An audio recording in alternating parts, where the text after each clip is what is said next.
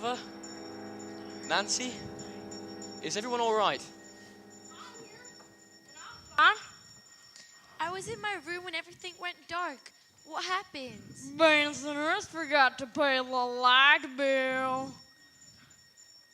Keep that up and I'll forget to pay your wages. What in blazes going on? Apparently, the storm knocked out the electricity. See, my candles did come in handy. Remind me to give you a gold star later. Bensonhurst, do you think you can get the lights back on? That's what I came to find out. Mr. Bensonhurst? Yes, the circuit breaker's right over here. I hope they hurry. I don't like the dark. Light quick enough for you. I'll get back to my chore. What did he come inside for? The idiot tracked water all over my clean floor. Why Mr. Starkweather doesn't fire him, I'll never know.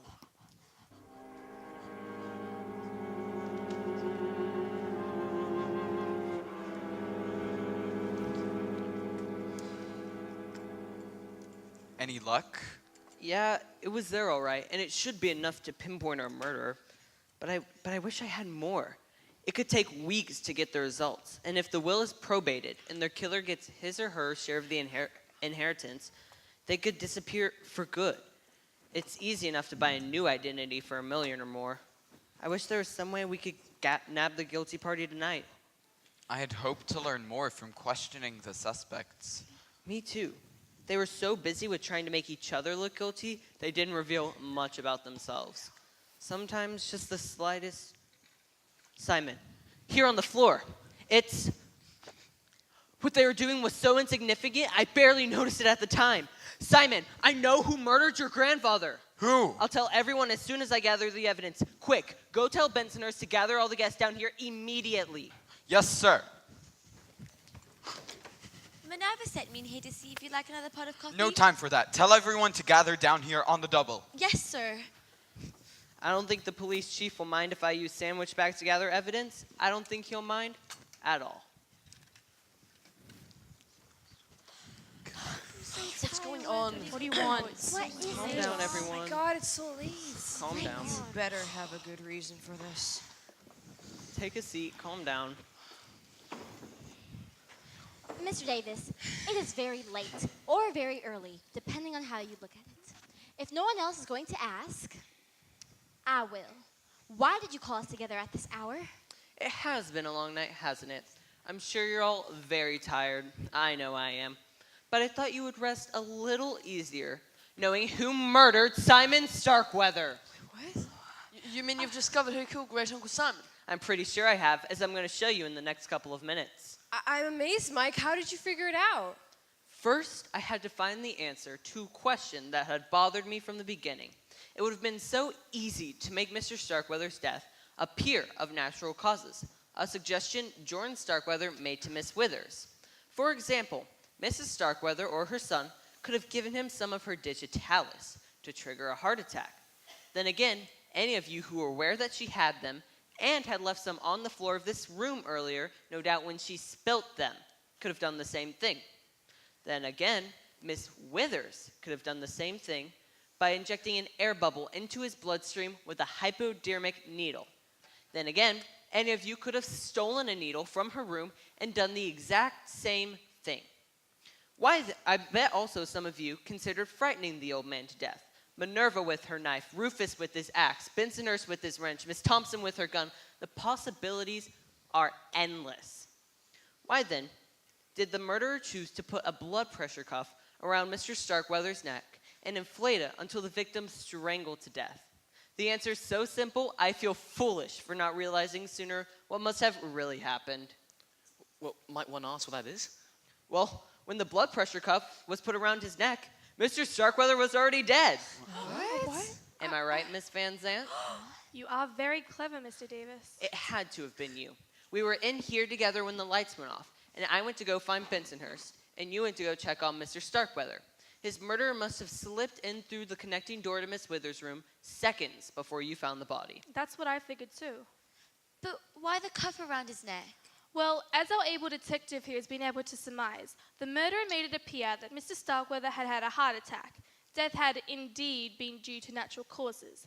There was no doubt in my mind, however, that someone in this house had killed him. I knew that under the circumstances, the coroner would have no reason to perform an autopsy on the body, nor would the police conduct an investigation, and I wasn't about to let my employee's murderer get away scot-free. I saw the blood pressure cuff on the table, so I grabbed it, wrapped it around Mr. Starkweather's neck, and inflated it before wheeling him into this room. And your plan worked. No one would ever question the fact that he had been murdered. So young Simon hired Mr. Davis to find the killer. Which I have. That was very naughty of you, Miss Van Zandt. Your little ploy distracted me from the main problem. Instead of thinking who did it, I kept thinking why did they do it that way? Once I solved that piece of the puzzle, the rest came easier. I'm sorry, Mr. Davis, but if you have discovered the identity of the murderer, then the ends seem to have justified the means. I'm sure the police will agree. It might even overlook the fact that you're guilty of tampering with evidence at a crime scene. If not, I'm on very good terms with the local judges. Wait a minute. How do you know that Miss Van Zandt didn't kill Great Uncle Simon herself? No motive. Oh, yeah. Don't keep us in suspense, Mike. Tell us who did kill Mrs. Starkweather. I'll do better than that. I'll show you. What? What? Hey, Bear with me. I assume you all still have the candles Miss Trent distributed earlier tonight in case of a blackout. Please take them out and light them.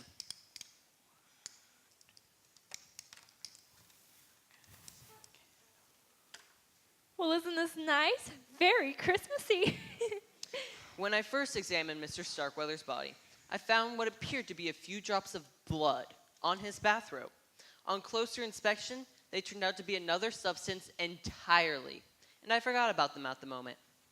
Individually, I noticed one of you during our interviews scraping one thumbnail against the other. I took it to be a nervous gesture. Nerves triggered by guilt, as it turned out.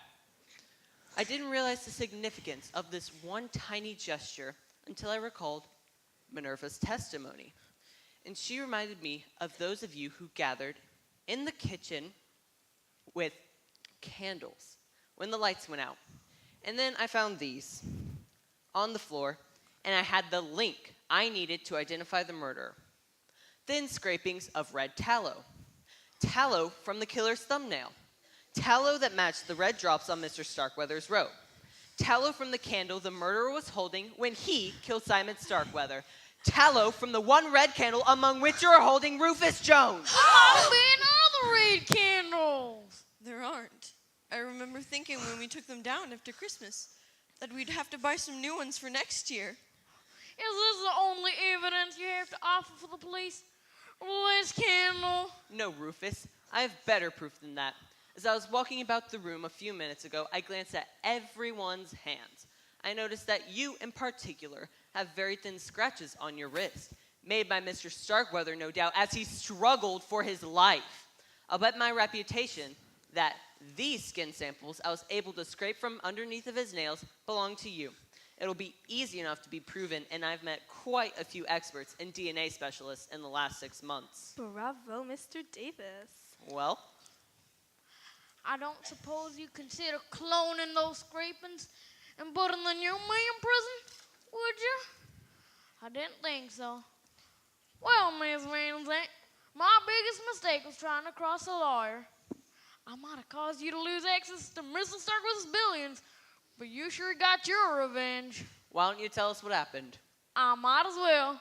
You figured out the main details anyway. I was furious with Mr. Starkweather for building up our hopes and just smashing them to the ground. I thought a man that cruel didn't deserve to live. I listened at his door to the hallway and slipped in when I was sure he was alone. He was sitting in his wheelchair, still awake. I went to him. I gripped the handles of the wheelchair and leaned right down to his face. I told him what he was planning to do was monstrous. I told him he didn't deserve to live. I told him I was going to kill him. I reached for his throat. Man, he was terrified.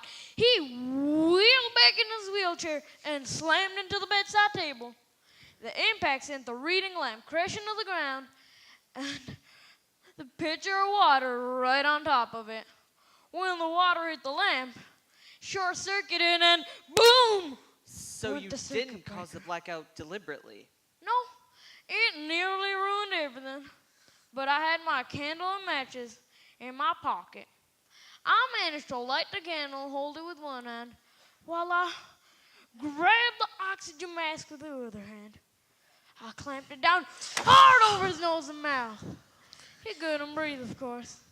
He made a feeble attempt to fight back with one hand while he rang that bell with the other.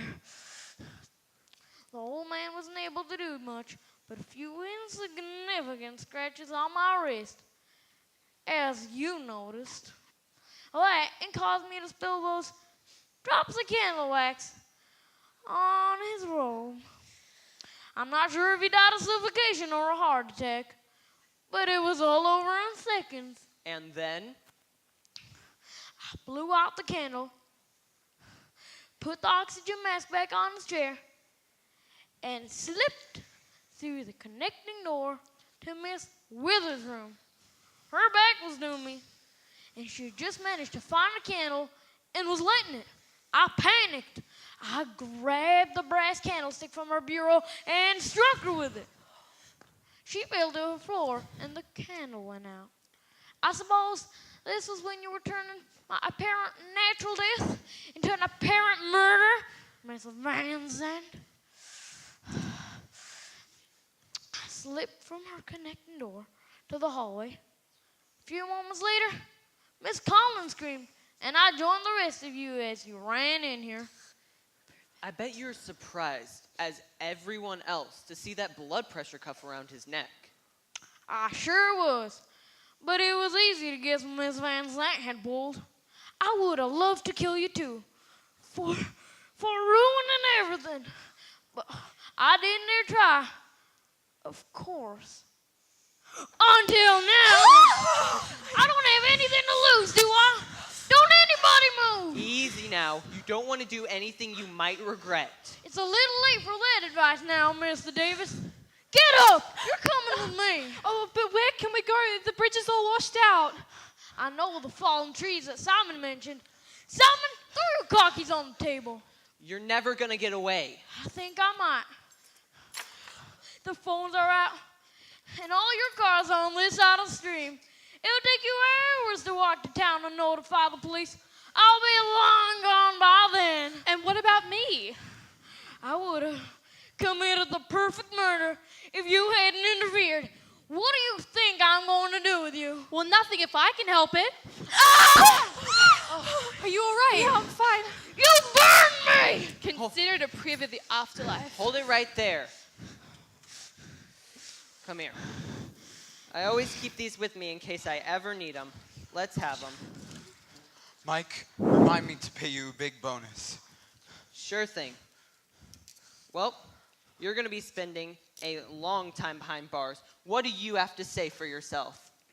I hope they have big screen TVs at Sing Sing.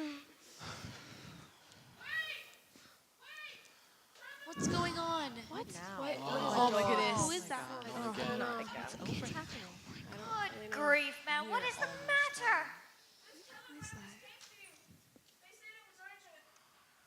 Sorry, but I better see what it's all about. It's for Mr. St. John. It says he just came to from a drug-induced coma. And when he awoke, a fantastic solution to the play was crystal clear. Oh my, this new ending is unbelievable. Better than any of the possible conclusions he came up with before. You simply have to see it. Oh, but I see some things which have to go down in the first act. What? I guess you have to do the whole play again. No!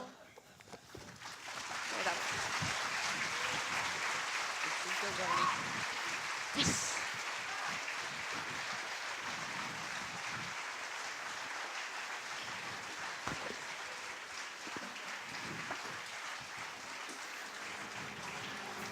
Eric,